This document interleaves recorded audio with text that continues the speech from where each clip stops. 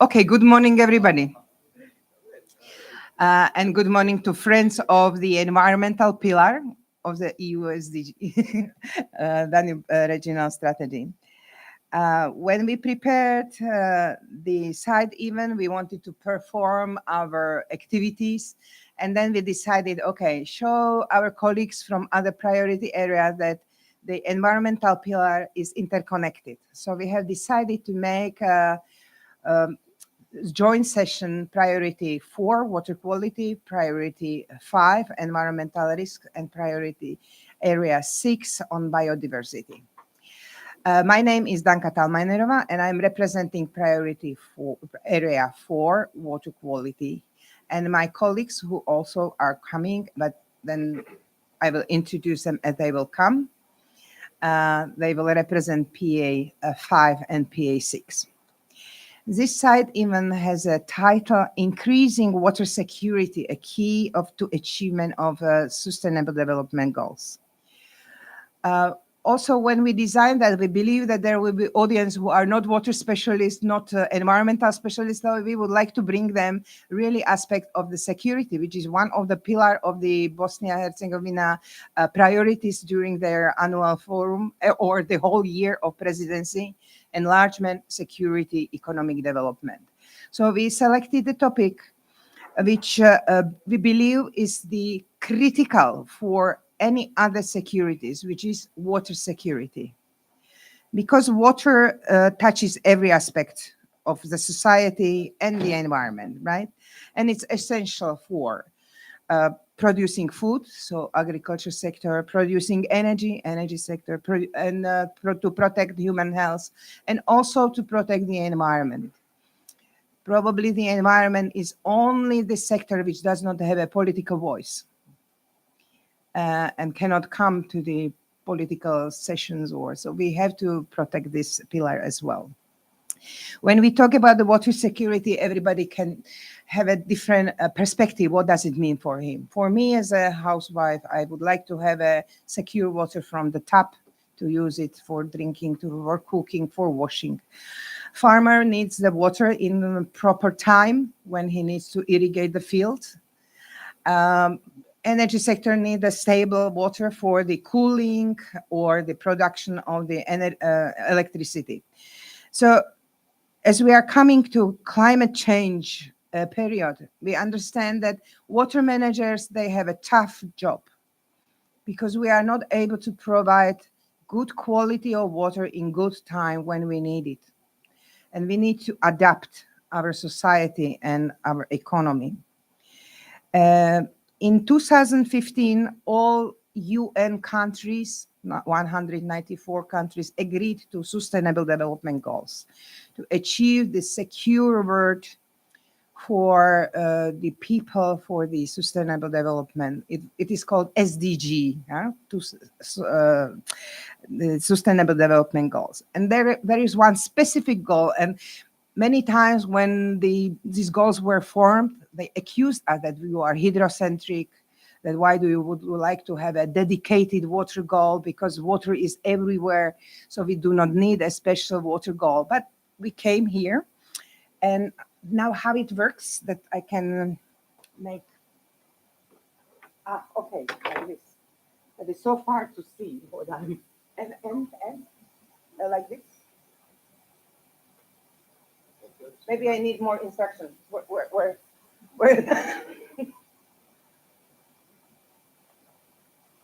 What did you see? Okay, good. Okay. Okay, good. Okay, so on the screen, if Christina could a little bit, because my screen is over there. You see, in total, there are 17 goals. And maybe those who are here from other priority areas, you can recognize your area where you are focusing your efforts and what you are doing. But I would like to pick up the SDG 6, which is about the water.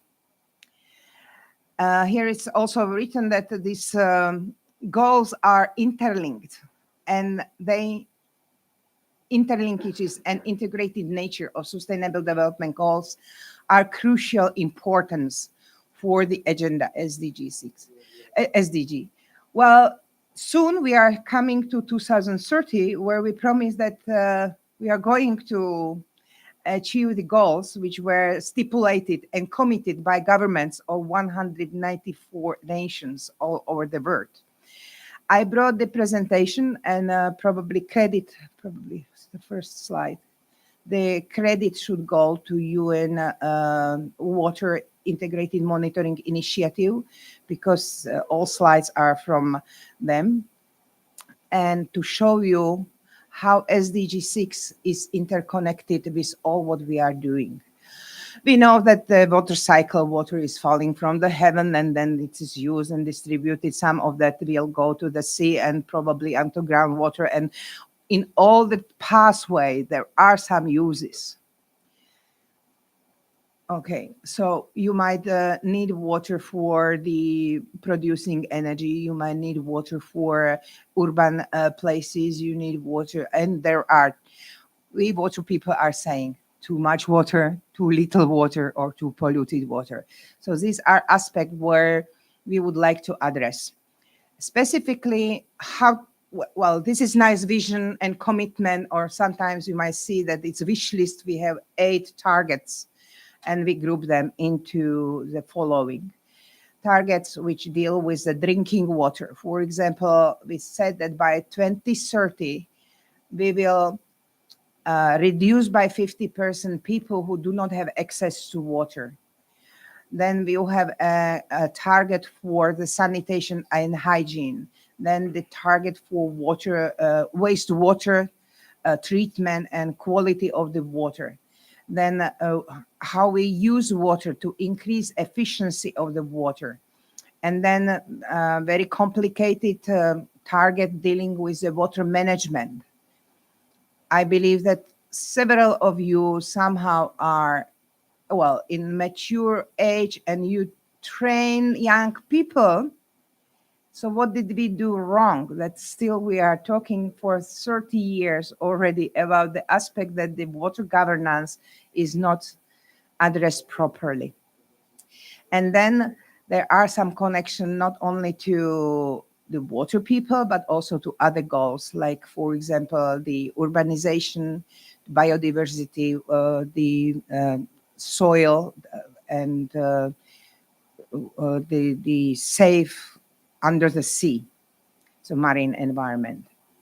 In order to make the targets tangible at the UN level, they were adopted global indicators. There are so many indicators for individual goals and targets. In water, I believe there are about 12 of them, and I will go and show you screen. So based upon these global indicators, each nation is supposed to report their achievement over a period, in a cyclic period, about 2 or 3 years. It was already difficult to agree on these indicators, because when you say that you have a water secure world, so here we came, and these indicators are this. And the last statistic was made in 2022. And here about the drinking water, we are progressing quite good. And this number, 73% of people use safely managed drinking water services. This is quite good result. We are talking about the whole population at the planet. In case of sanitation and hygiene, there were 2 indicators. So in 2022, 57% of people use safely managed sanitation services. So we might see that there are still communities, localities, and people who are suffering without a safely managed sanitation. 75% of people had hand washing facility at home. Problem with the statistic is that not all nations report or are able to report.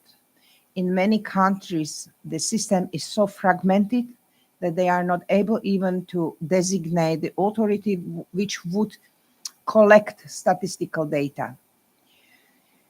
Maybe one more point which I should mention, that these numbers are distorted a little bit because the SDGs on contrary with previous Millennium Development Goals, are set up for all nations.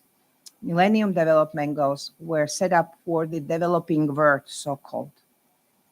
So once we are talking about North America and Europe, obviously we are getting up with the number and percentage. So the reality is a little bit different, and we should go to the field and ask really people. When we look at the wastewater and water quality, 58% of domestic wastewater was safely treated. So again, in Europe, it's much higher percentage. It ranged from 95% to, let's say, 70%. But still, when we look at the total population, it's less than 60%. And also more than 60% of water bodies have good ambient water quality. When we look at the water use and scarcity, picture is very dramatic and very sad.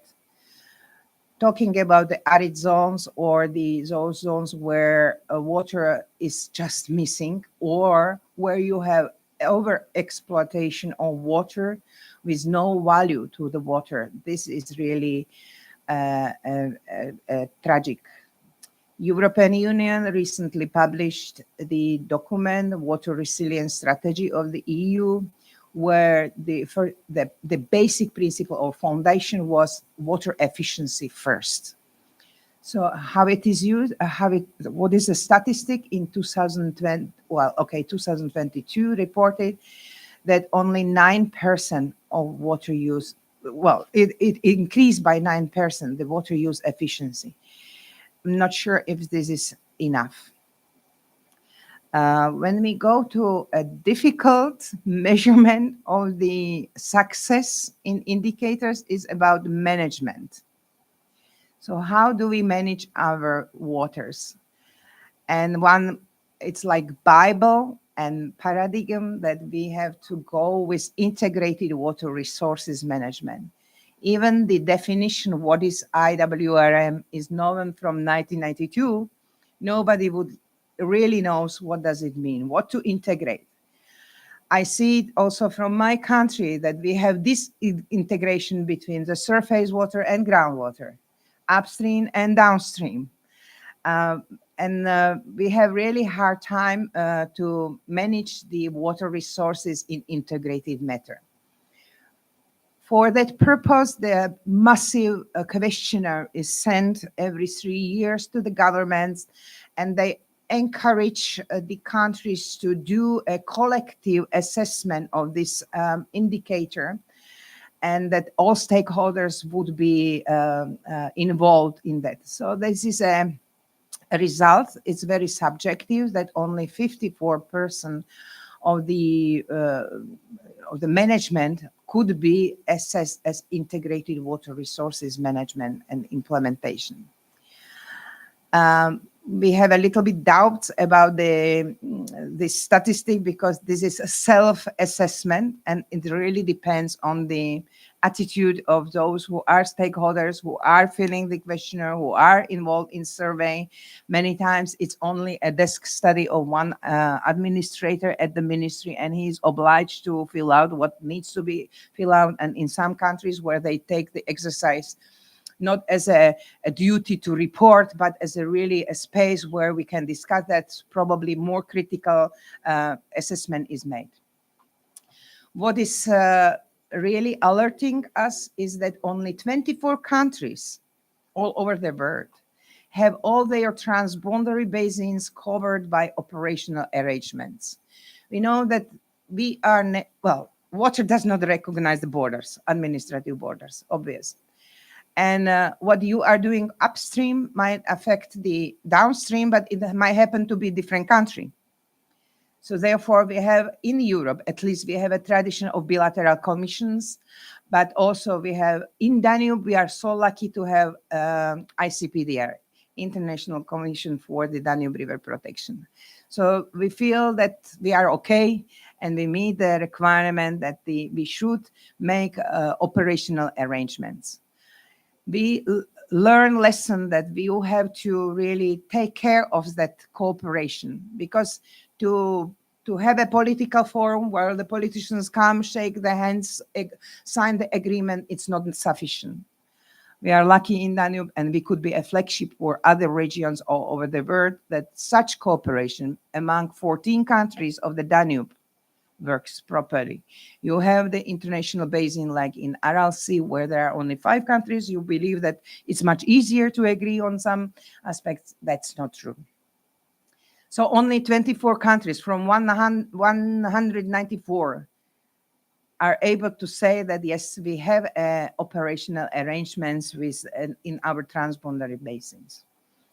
And then you have ecosystem. We will hear also the presentation on that only 21% of water basin, there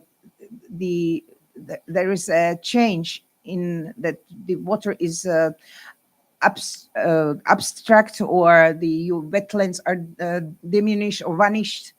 So this is also something and you are coming to desertification actually. The last one, probably it's not an indicator, it's called SDG 6A, how you monitor. They are cross thematic indicators. For example, this one is about international cooperation. So water and sanitation related official development assistance has decreased by 15%. Maybe in the future, this will be a good signal, because you do not need any more assistance in the country, right? You prepare, and you are so well that already everything is fixed and you do not need international assistance. But I believe that we are not yet there. And also indicator, again, cross-sectoral, or how to say, cross-cutting, that 25% of countries report higher participation by communities in planning and management for rural drinking water and water resources management. Again, not all countries report it. I believe this is all to set the scene for other presentations, which will come later. What we are going to do now will be a very short, well, not fun. We are going to have a fun, because we would like to show the water for people. And then later we will speak about the bad feature of the water, about the floods. And our colleagues from PA5 will present the flash floods in the Danube Basin. And we would like to end up with a good story about the importance of water for nature restoration, so water-driven solution in resilience ecosystem. But now probably we go to a Slido. So trick is like this: go to slido.com, and I will do it with you.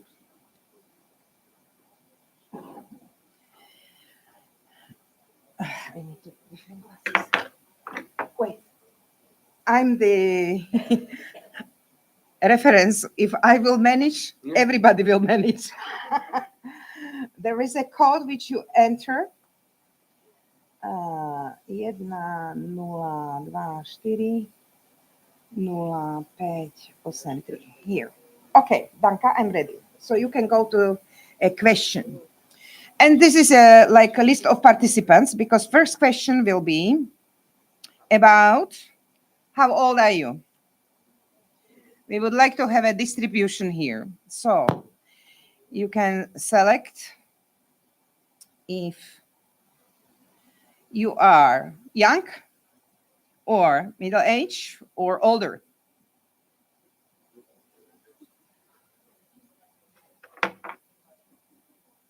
I can see that 11 people voted, and very nice. So productive age between 36 to 60 is here represented. Few of us are younger, few of us are older. I wish that next year the statistic will be different, right? That we need more young people. Go to next slide. Next question. So this is what city do you come from? And you can type So this is a list of participants where we come from. Oh, good. Okay.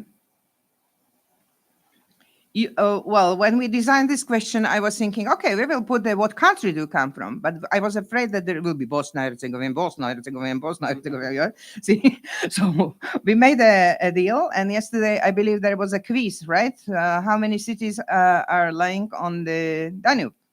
And here we have Bratislava, Bucharest, Budapest. Fine. Where is Vienna? Is there? Okay. Oh, yeah. Okay. Beach. Oh, Vienna Beach. There are. Okay. This is interesting because I found that so many cities on Danube start with B, right? And it was interesting. Okay. What about the third question?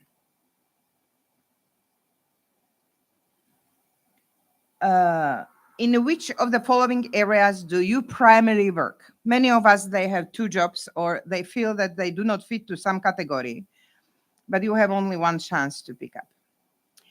And okay, it's changing. Public and state administration. Okay, probably it's a dominance. Good. I believe that this will be balanced, that we will have a diverse group of the stakeholders which will come from public and state administration and science and research and companies and NGOs, because otherwise the diversity is a miracle which could push us a little bit ahead. Good. So this was a statistic about the list of participants. So now we know how old you are, where you come from, and where you work. What about to go to another? Now probably you should do the different code, which is 3301570. And now the real questions are coming.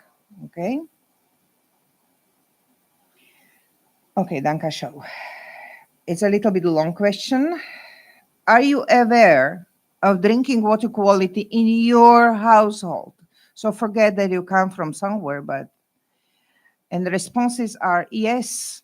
I receive information about the water safety and on a regular basis. Maybe I could request this information from my provider, or no, information on water quality is not publicly available. So please select and send it. And why we made this question here, especially in EU, there is a new drinking water directive and urban wastewater treatment directive. And somewhere at the end of these directives, there are provisions and articles dealing that every consumer of drinking water should have easy and user-friendly accessible information about the quality of the water which he is receiving in the tap.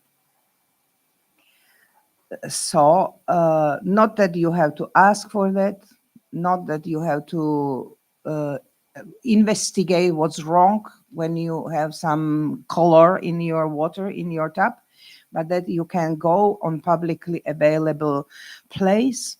The commission was very funny because they wanted to that you when you are receiving your bill for drinking water and sewage, that you are going to have all these parameters on the place. But okay, what does it tell me? Because I do not need to be expert. I need to have a guarantee that my water is secure. So then, okay, the dominance here is that maybe I could request this information from the provider of drinking water.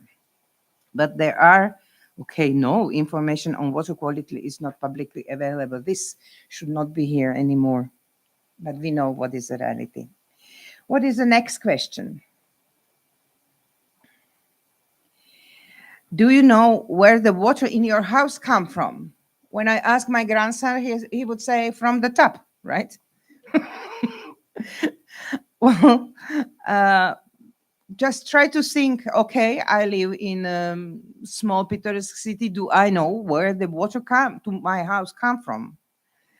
And many times you really do not know. Oops. Oh, 75% are aware. Okay, information on water source, it might be groundwater or surface water, is publicly known and on the place where I live. This is amazing. This is unexpected result. I wanted to comment that nobody will know about where the water come from. So you must be a water specialist that you care and you really explore where the water come from. Question number 6. Danka. Do you prefer to drink water from the tap rather than bottled water? And the responses are yes, it is safe and environmentally friendly as it reduces the consumption of plastic bottles. Yes, it's cheaper. No, it's not safe. Okay, so what do we have here? Okay, you are really advanced in environmental thinking. Thank you on behalf of Pilar, environmental pillar of the strategy. I'm not sure if we have this already, this habit. In many countries, for example, in my country, Slovakia, when we install the deposit fee for the plastic bottles and this harassment that I have to store the bottle, then to go to the shop, really, we are switching in my family to tap water. We never did it in the past. Young people would drink Coca-Cola, right? But okay, so this was about the drinking water. What about to go to sanitation and sewage? Again, we need to have a different code. So enter the code 1933319.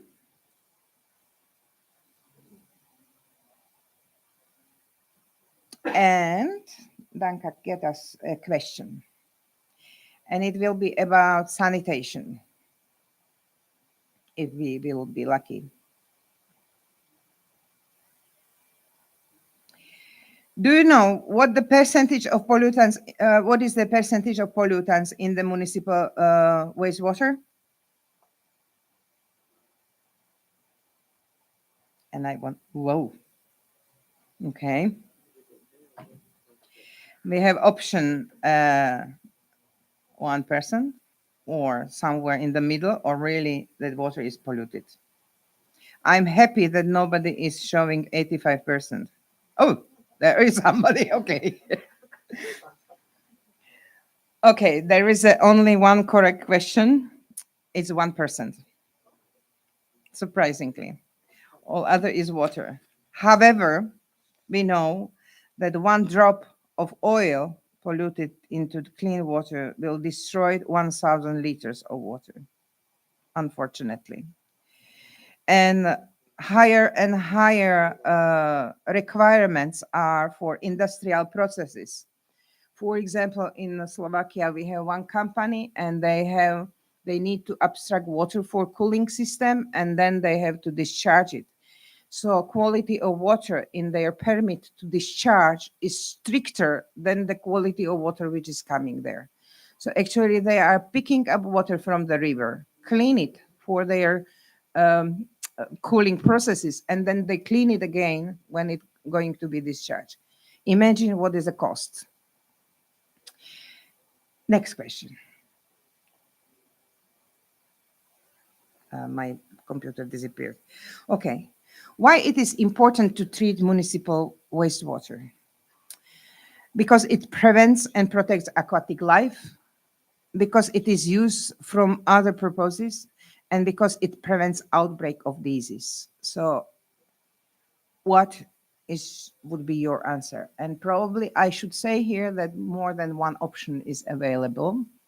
If you do not feel secure or you are not sure, you can put A, B, ABC, AC, ABCD.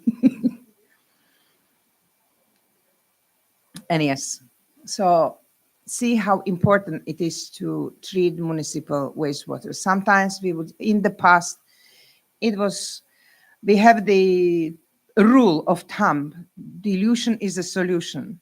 You have a discharging water from your sewage, and it goes to the water, actually to Danube. It could be easy to go because dilution factor is so high, rich water, that you would still meet the environmental quality standards for the discharge in many cases. However, it's not only and nowadays it's threat that, okay, we know about BOD and COD, about nutrients and some pollutants, but what is really a future drastic cut will be about the emerging pollutants, and these are PFAS, these are micropollutants, they are microplastics, which we do not know yet what they are causing, but probably it will be a future which we will need to address. Okay, so we had the fun, and now we will go to a real presentations. Yeah, is there some more question? No. Good.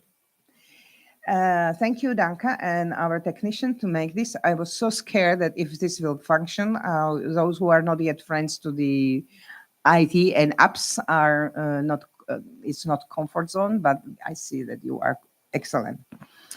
2 presentations will be given, or actually 3. I will see how it will go. And I would kindly ask my colleague from PA5, Laszlo Balatonyi, from Hungary, to have a presentation about the floods in Danube Basin, with the title Strengthening Water Security Through Resilience and Preparedness. Thank you.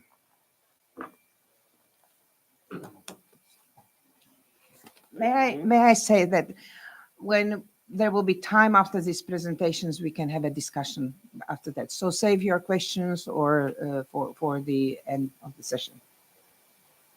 Thank you so much, dear colleagues. I also would like to welcome everybody from the PA5. So PA5 is led by Hungary and Romania, and I am the Hungarian coordinator. We didn't discuss quite well the questions, so I also prepared some questions to somehow discover our topic, what is connecting generally to the floods and also especially to the flash floods, because we also having many meetings, also colleagues from Bosnia and Herzegovina as well. And a few weeks ago, we just organized also the new forecasting forum, and they have a deep presentation on the Balkan floods, on the flash floods, what happened in last year. So it was quite a serious event, and I just thought that it will be a nice topic, not nice, but interesting topic to just discuss on that. So my question is, do we have problems with the floods? Do we have problems with the flash floods? So maybe the next time we can include my questions also into yours. But yeah, in that case, we can go forward on that.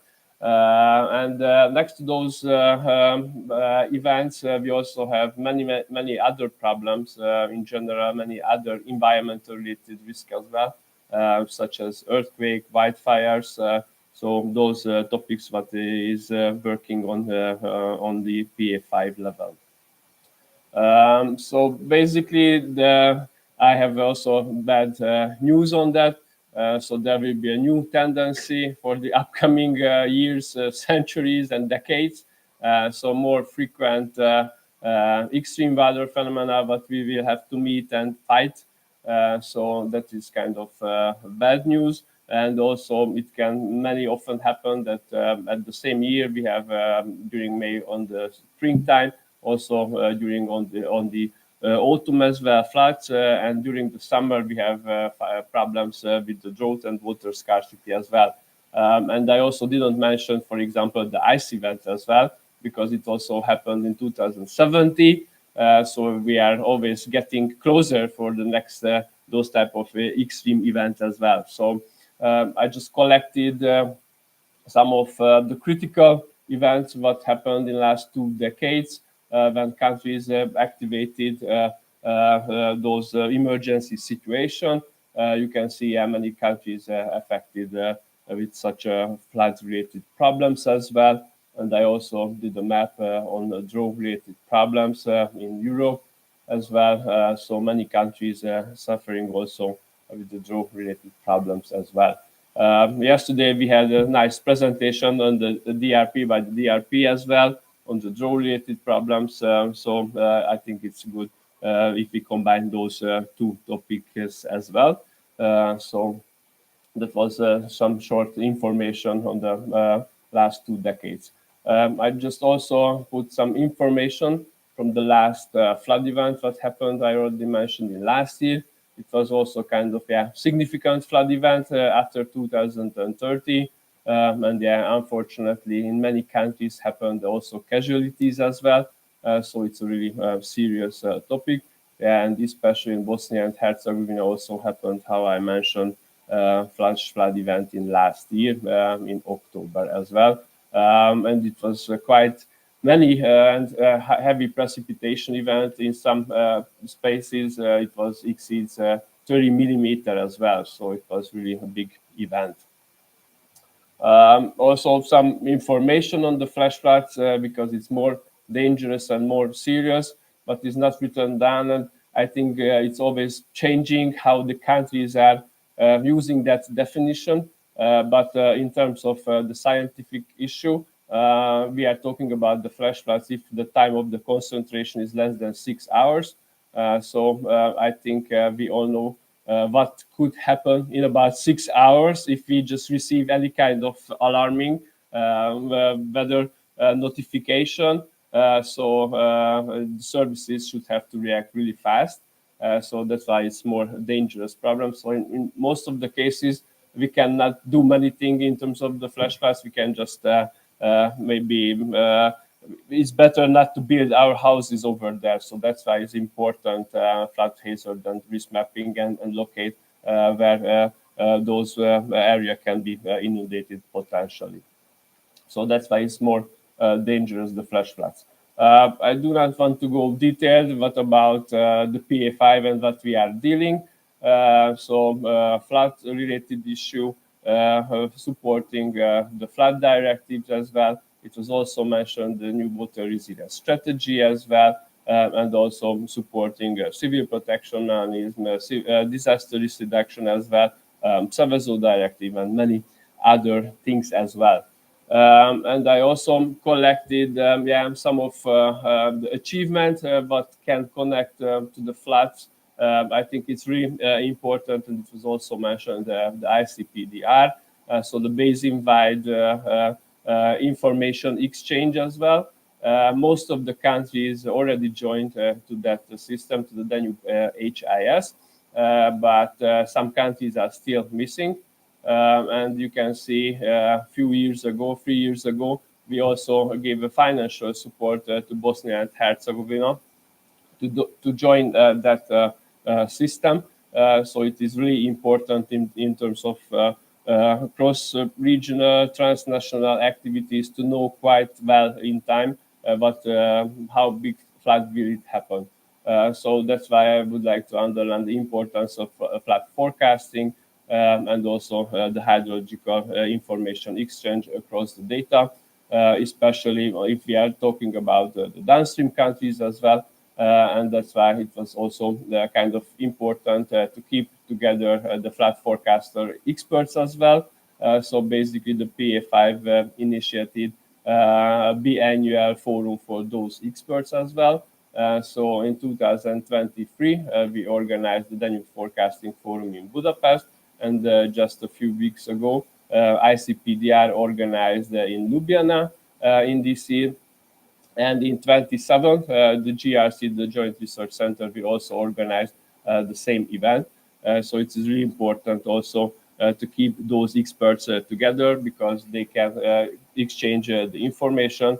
They can prepare a nice proposal on that as well. So it is really important.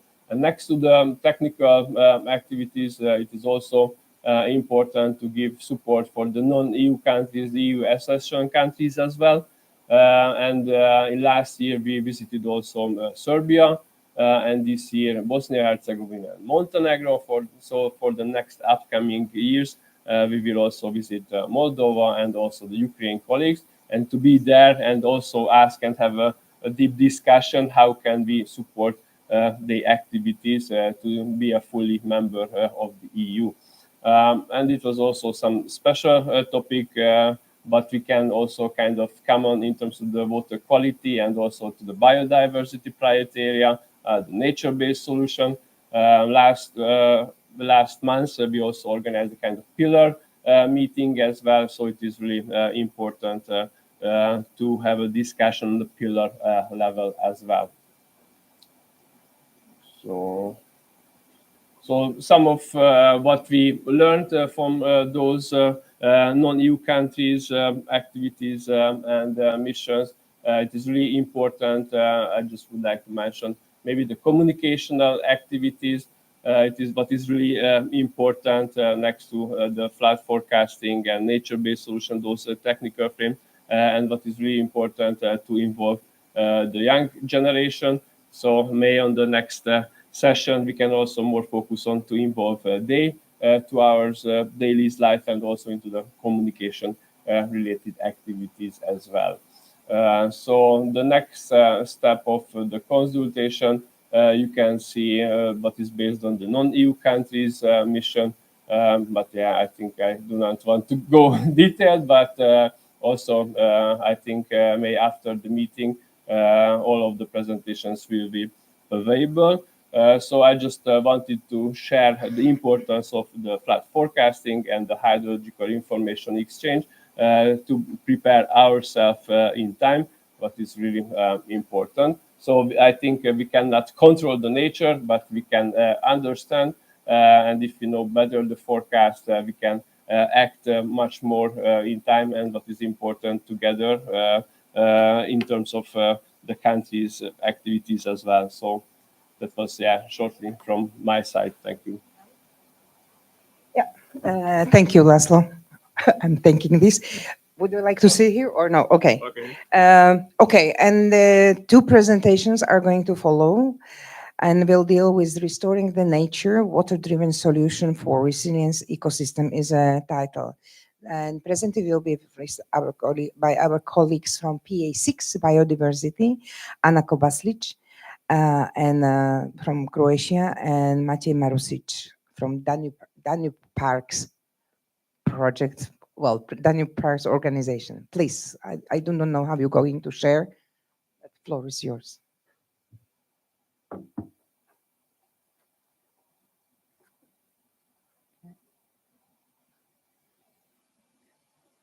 Okay, presentation is getting up. Mic is little. Mic. Nice to see you, and thank you for joining us on the environmental pillar. It feels a little bit like it's not possible because more than 61 years old. Okay. Thank you. So my name is Anna Kobaslic, and together with my colleague Florian Balnus, we have been working as a coordinator for Priority Area 6.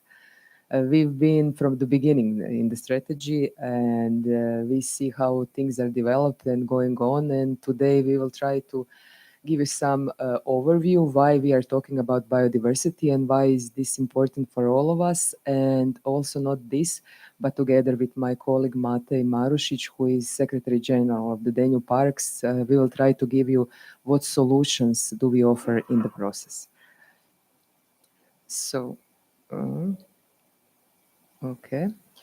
First of all, just to remind all of us that the new Europe Environment State of Environment report came up in September this year. And when we are looking at conclusions from that report, we see that overall states of biodiversity is not good. It's deteriorating over recent decades. Is also, if you look at the past prospects, looking at 10, 15 years behind and 10, 15 years in front, conclusion is that the prospects are negative. And this should be alarming for all of us sitting here, but not of all of us sitting here, but for all of us as citizens of this planet. They concluded also that projects on protection and restoration are persistent and continuous, but also the pressures are still so high that the state of environment is still going down. And that if you want to change something, the mainstreaming, which is a very nice word which we use in the last 15 years more commonly, should not be only the sentence, but it should be mainstream into local policies and projects. Also, Europe is warming faster than the rest of the global average. And this risks to water security, as we also heard, is water scarcity, drought, and floods. I know that some of you personally here experience problem with floods. I remember when we had the meeting in Austria last year, and our Erwin also had flood in his house, and we were thinking, should conference go or not? I know that in 2023, our colleagues from Slovenia in one day lost economic loss in around 16% of the GDP. So it's, and we can't even imagine that not single life lost is more than it should be. So there are definitely an economic losses, and they calculated that from 2080 to 2023, the loss is more than 6.5 billion euros. And that Europe water management policies are poorly adapted to these global changes that are coming. So this was environment speaking. Let's see what the economy is speaking. World Economic Forum a couple of years ago said that more than 50% of the global GDP is related to nature and ecosystem services.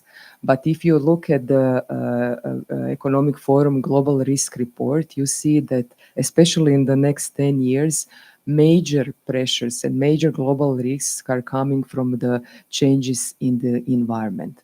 They were also more present in the 2-year period, but having in mind that we have war in Europe, that we have global crisis, economic crisis, this little bit shifted, but definitely top risks for the business are also from the environmental side. I don't know how many of you have been here yesterday, but also FAO gave the report that major problem with agriculture will be the water and the water availability. Also, the EAA said that resources, especially water, will be something that will define which businesses, in which economy, and which of our development will be able to continue since these rapid declines.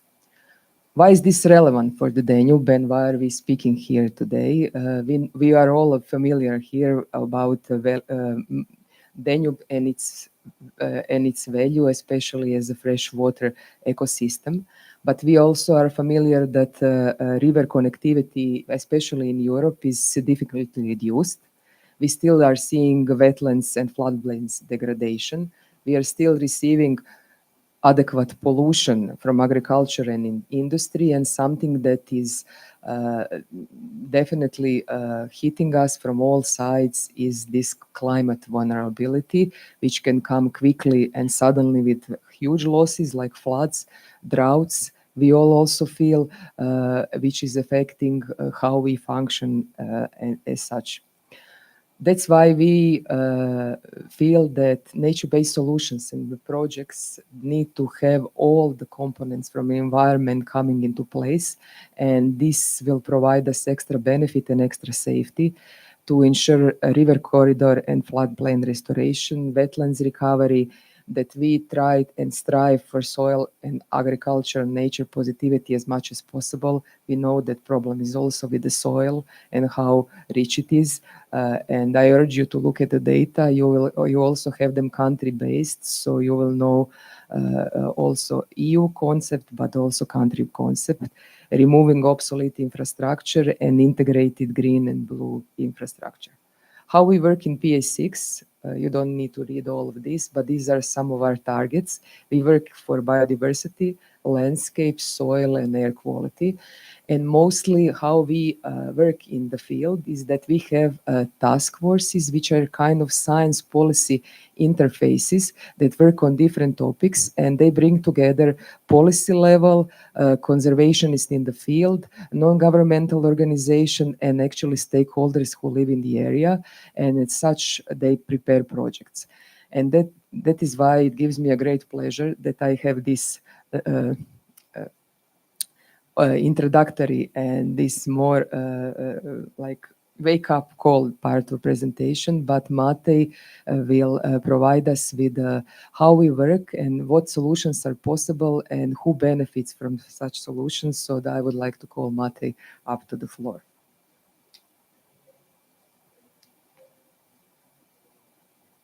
Thank you, Anna.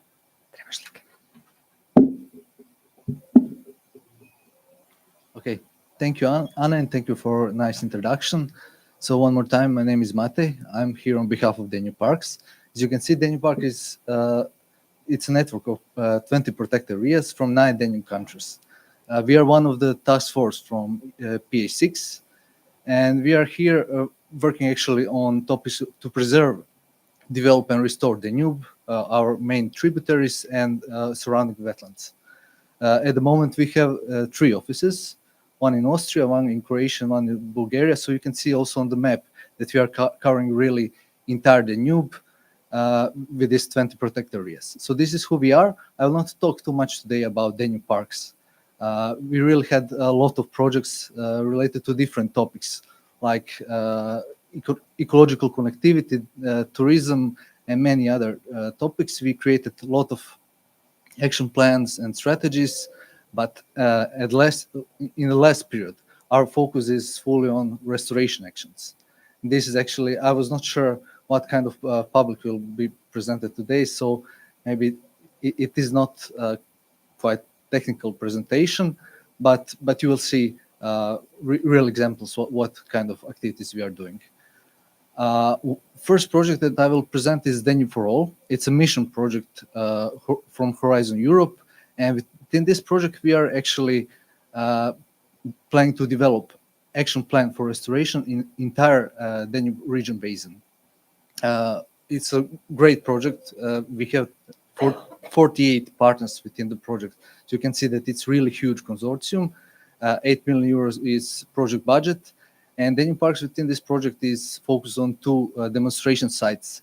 First one is in Donauen, a national park in Austria, and this is where you can see what kind of activities we are doing. So we have one island called Paradise Island, and this island started losing its main characteristic of islands. So we introduced some of activities, and main activities to restore this island is removal of 2 kilometers of embankment.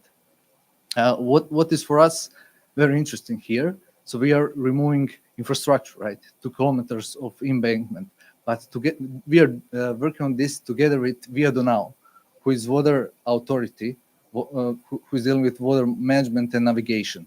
So together with them, we are removing this obsolete infrastructure. And actually, why this is nature-based solution? Because we tried many things. We were dredging channels, and if you are doing that, you must repeat the same action every 5-6 years. But if you remove embankment in this section of 2 kilometers, you have river doing its main job. So river is the one who is doing restoration after that. So support is here. We also were successful, and we have follow-up projects related to that, where we are removing river groins, or in some sections we are removing them, in some sections we are doing some adaptations. But the most important thing is that this is really holistic measure. This is why we are presenting that, and it's for sure nature-based solutions. Now coming again to this cross-sectorial cooperation, our second demo site is in Hungary, near Budapest, in Dunaipa National Park. And here we are opening groins. So why we are doing this? So we are cutting the root of the groin and dredging the channel between them. I'm not sure how well you can see the plan, but plan is actually when we open the groin, we will have sedimentation, which will form another new island, and this will become a new habitat for spawning of fish, which will also reduce wave stress. So this is a nice example how we'll still have infrastructure, but it will be adapted to benefit the nature. Okay, so what else we are doing? One of the things now when we are talking about species, we have very charismatic species at the Danube, which is endemic. It's called Tritus dobrogicus, is Latin name, but its name is Danube crested newt, and this species lives in floodplains around the Danube. So we are developing at the moment action plan to protect this species, and we are doing also eDNA survey to see to map the species. But we are also doing many restoration activities. So for example, in Serbia we are digging ponds so that we can get a new habitat for this species. In Kopačkiriet in Croatia, we are digging tunnels beneath the road so that we don't have roadkills. So there are many activities that we can get, and most of them are nature-based solutions.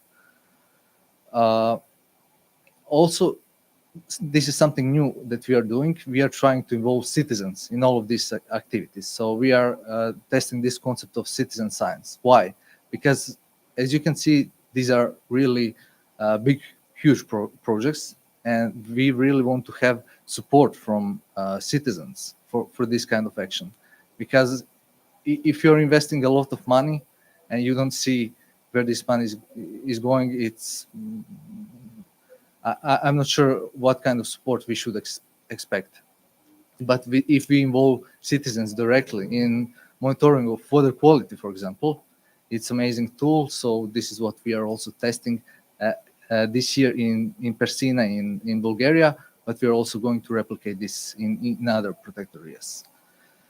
So this monitoring activities leads us to one of the things that we did in recent years, and it's Wild Island Initiative, which started within Interreg project, Danube Parks Connected, and here we actually made inventory of all islands along the Danube, which was amazing to see that there are almost 1,000 islands at the Danube, which are really specific habitats. And after that, we tested, of course, these restoration actions, but we also concluded that there is no political support for this initiative, which is really, this initiative could be replicated to any other river in Danube Basin, but also in Europe. So we get this idea to apply to become a new Ramsar regional initiative on global level, and with support of ICPDR, who is the official host of the initiative, and Danube Parks is the coordinator. Our initiative was adopted last year in June as the 22nd initiative worldwide. So it's a great success. We are just starting, but it's a new great tool to work within our region. And also last year it was recognized as Danube Strategy flagship initiative coming from PA6. So this was a great start. I guess that you know about Ramsar Convention. So it's the oldest environmental treaty in the world. And but these Ramsar regional initiatives are quite new, I would say to most of you. So basically, aim of Ramsar regional initiative is to integrate, to help to implement global Ramsar strategy at the regional level. So why we are doing this? This is first river-based Ramsar regional initiative in Europe. It's really good practice for any other large river, so it can be easily replicated. And Ramsar is also bringing some new concepts. For example, we are dealing with this non-intervention logic, but Ramsar also advocates for wise use of wetlands. So this is something new that we can also work on. And yeah, we also have this opportunity to integrate regional strategies like the one from Danube Strategy and others with the global ones. So I think that Anna can make a good conclusion about all these topics. So I'll invite you with the last slide.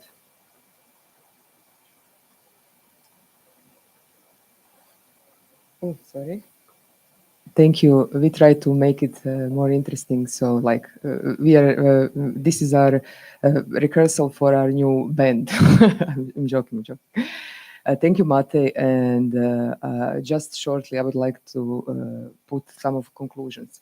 First of all, is seeing all this today, we see that the strategy really made progress since it was put in place, and it really shows platform that can do something and move stakeholders and provide projects. We are fully aware that Europe's biodiversity and freshwater ecosystems are still under pressure. We are still now waiting for the new results on the Habitats and Birds Directive reporting to see how much actually of Europe's species and habitats are in poor conditions. A report from the last year put 80% of them in poor conditions. We are also very aware that this area is highly valuable and highly vulnerable. And also that all of us here still have really large political goals from the environmental side that we need to achieve. And the focus of politics, especially in EU, is changing, of course, due to the justified reasons, but there still should be focus, no matter what the global and economical situation is. We won't be able to ignore climate crisis, biodiversity crisis, and pollution crisis. And yesterday, if you were on the panel of in supply chain organized by competitiveness, business also recognizes this. So business as usual will not be an option. We are not speaking this as environmentalists. If you are looking at the data from agency, if you are looking at the scarcity of materials and scarcity of the water, this will be choices that we as economy and as an environment will have to make. But on the other hand, we have strong initiatives like Danube Parks, and I'm very happy about this, with a strong regional political commitment and support. I know Mate made this really humbly, but for such an initiative that was born from the strategy to go as a regionally recognized, to win Natura 2000 awards, and then to have a global confirmation is a really huge deal, and I really congratulate them on their work and persistence. And this is just the beginning, and also to show that replicability on the other area is possible.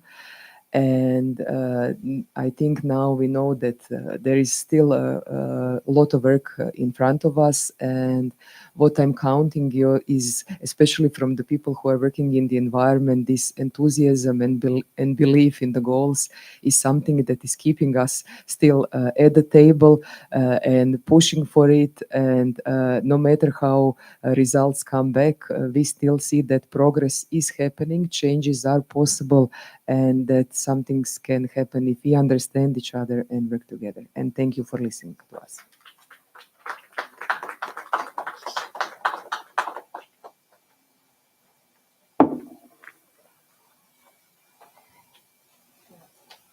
Thank you, Anna, Mate, Laszlo.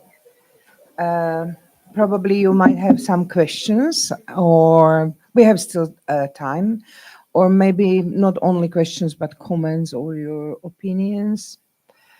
We wanted at this site even to demonstrate that the environmental pillar under Danube strategy is interconnected. Yeah, it's interlinked. And it was demonstrated even it was in September when we had a joint steering committee held in Budapest, where we met together. We accompanied that with the joint work, side to side, the workshop on fish migration. But then we continue in the steering committee as a joint steering committee. So we believe that we are a family together. But, well, 2 days ago in the airplane, I read the statistics that 75% of jobs, labor, is dependent on water. So we believe to attract attention of other priority areas in Danube region, And I hope that we can manage that in the future because we are interconnected. In PA4, to increase your appetite, in December 4 in Bratislava, there will be a workshop, international workshop about the climate change challenges for agriculture sector and water sector. But we do not want to make it that, okay, the water people are going to lament on their water problems, and then agriculture people will discuss their problems. We would like to do that opposite, that agriculture people are going to speak about what measures and projects they are doing to protect the water, and water managers, how they are going to make easier life for the agriculture sector. So this was a little bit shot from the PA4, and thank you PA5 and PA6 for your presentations. Please, questions if you have, or comments, or your ideas. Christina? Thank you.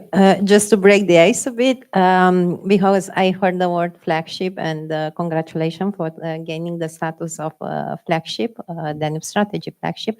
Just want to mention that the status is not lost because the year of selection is past. So once flagships forever. Thank you. Okay. Some other comments or questions from others? Okay, if not, we can have a longer break, coffee break. I would like the last chance. Don't hesitate. Okay. From, I believe, from other priority area, right? I'm in the priority area 6 and in the task for soil protection. And this is what we can do. We try to keep the water in the landscape. Yeah? And so we enforce agriculture that is not using pesticides, but biological agriculture, or even building up the soil for fertility. And so I think it's crucial to keep the water in the landscape and to produce good food for the people. And we have a big object to increase the self-supporting systems. We in Austria, we are not able to feed our people with vegetables. We only have 60% self-supplying. And so we want to speed up this and try to help to produce food on a small scale in a biological way, and especially to be able to support the regional people. Okay, thank you for contribution. By the way, the PA6 is a very strange animal, right? Because we are talking about biodiversity, but then you are about soil, and you have task force air, and somehow we might feel that why they didn't know where to fit the air pollution, so they put it into biodiversity. That's not true.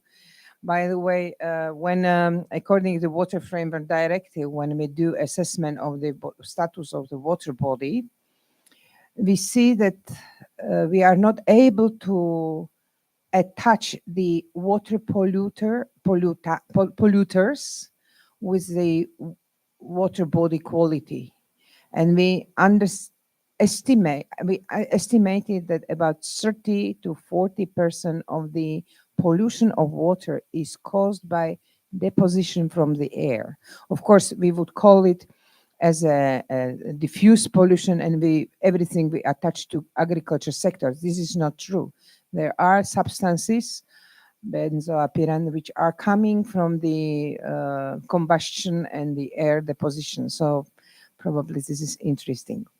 Okay, so you have microphone. If still somebody is a volunteer to have a comment or to ask something. No, it's okay. It's not a pressure. We don't feel uncomfortable. Then I can add, we are working on nature-based solutions, especially for planting hedges and making a biotope network in the Danube region. And we make in September our conference in Austria, and it will be in the 15th of September. And there we want to show the best showcases and to the most promising nature-based solution for keeping water in the soil, and then find out and want to scale up it for other parts of Europe. Yeah. And we have an Horizon project Nice. called Arcadia, where these nature-based solutions have special focus points, and we have it in Lower Austria, and we want to share this message. Thank you. I'm eager to hear more. Actually, nature-based solutions, it seems to be like fashionable t-shirt, right? And well, if I might have a question to Laszlo about the flood, yeah? We believe that a nature-based solution will be panacea for the flood protection. When the European Union water resilience strategy was drafted, and the member states had the right to comment that, and there was really written only the nature-based solutions are the way where we need to go. Many countries started to argue that this is not sufficient. You need also technical structure. So I do not know the percentage or how to justify a benefit or effect of nature-based solutions in case of the flood protection and probably the flash flood protection. What is your this was not prepared. This is spontaneous, so don't feel stressed. Yeah, I can tell my experiences on that. So basically, yeah, especially in Hungary and maybe same with other countries, water management experts are using normal case gray infrastructure, and that's because of the other perspective of those type of infrastructure, because it's required maybe less maintenance. We have more experiences, like 100 years, 200 years experiences, how to build that one, how to plan that one. But with the nature-based solutions, we have maybe less experiences. It needs more energy. So basically, after each of the flood, we should have to go over there. We should have to suspect if it's still good for the next flood, for example. We have different type of infrastructure. So I think it needs special attention, but it definitely have more added value. So but in most of the cases, the whole system is not. They are opened, however, they have less energy to use those type of infrastructure. So what we do and more promote, maybe what can be, we can foster that type of infrastructure on the municipal level, because they are more open, and they have more possibilities because people are living there. They can much more easier to check those type of infrastructure as well. So we are promoting in the municipalities where people are living. They do not want to say, it's great everywhere. So yeah, we collecting experiences. Also, one of our flagship is the nature-based solution as well, and promoting the municipalities, because they are the local and those are the key actors, the mayors as well.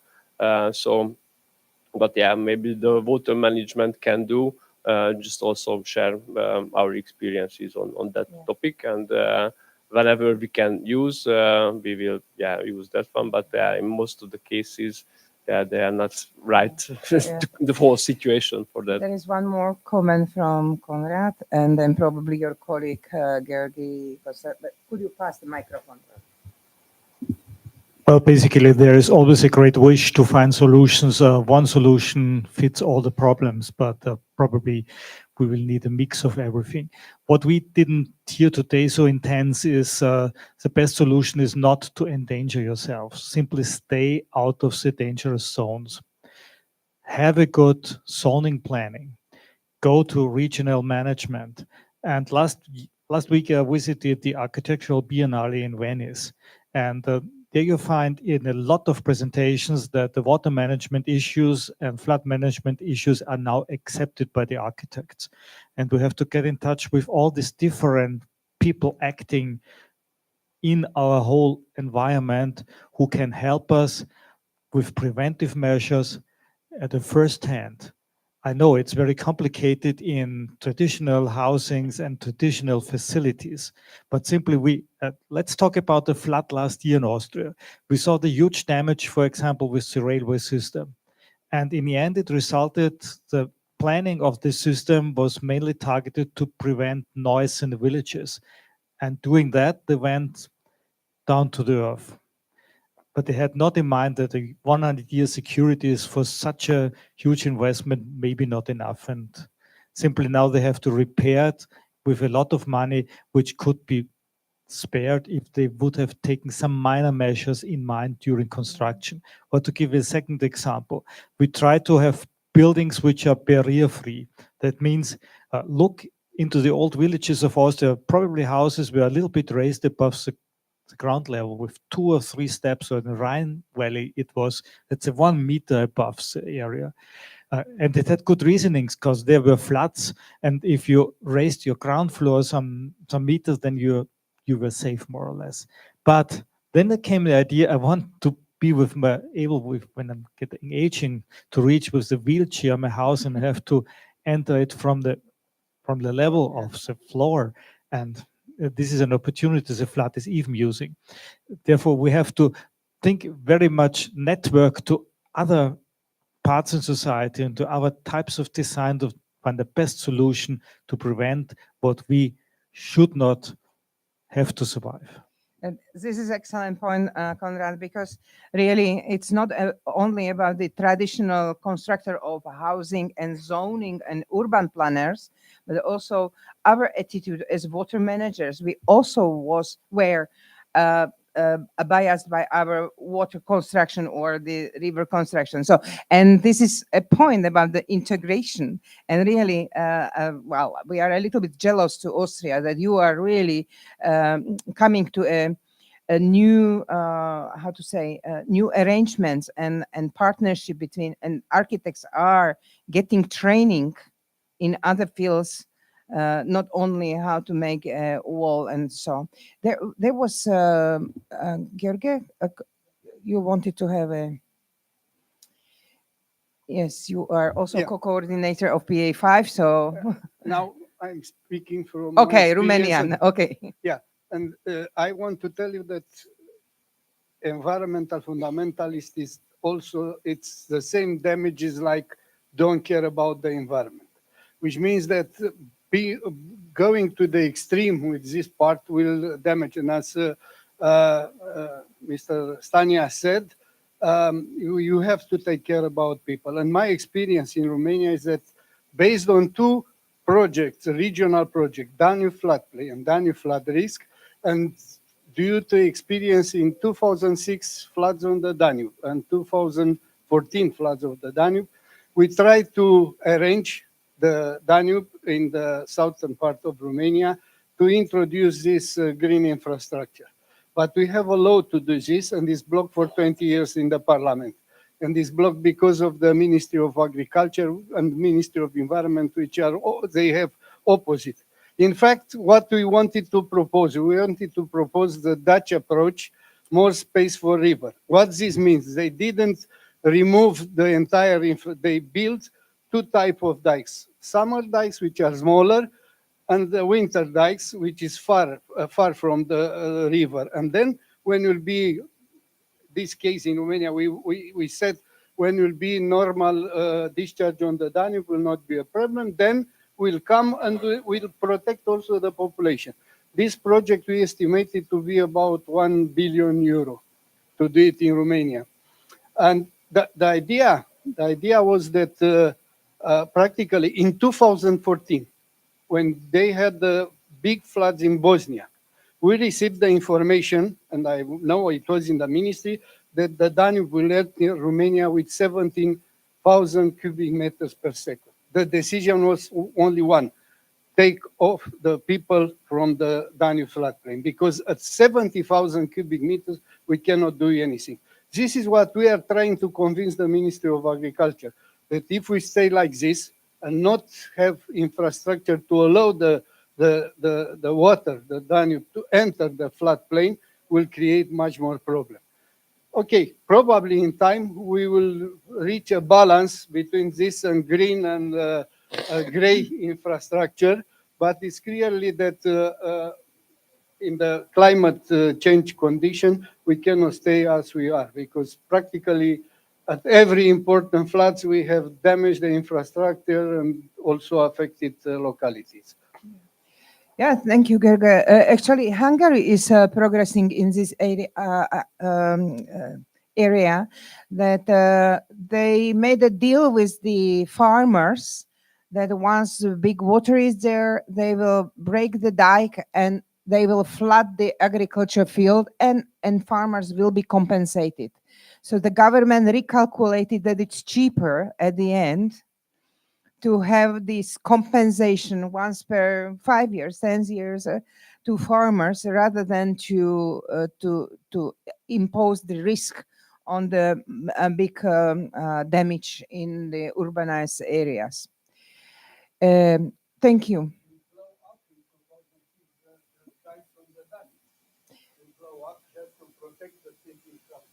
Yeah, yeah. We had a lot of, we have been cheered by the farmers, the government. Yeah. Okay, you do not need even a microphone. Okay, some more comments, or I would like to thank you for your attention, your presence here. I'm a little bit sad that other priorities didn't show up so much, that we are here as, again, our family, but I hope that it will happen, and probably we would need to devote more, promo time and advertisement for our session. And I hope that we will continue in our joint session, PA 4, 5, 6, in the future when the Bulgaria annual forum will be there, and I hope so. Thank you, and we can consider the site even concluded.